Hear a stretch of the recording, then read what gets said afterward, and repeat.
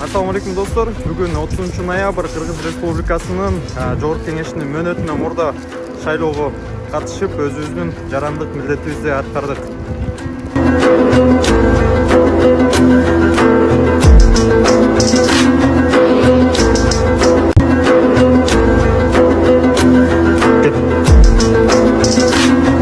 Урматтуу коллегалар, бүгүн баардыгыбыздын милдетибиз болгон Ректор фирмасы Благовещ шаарына шайлоого келдик.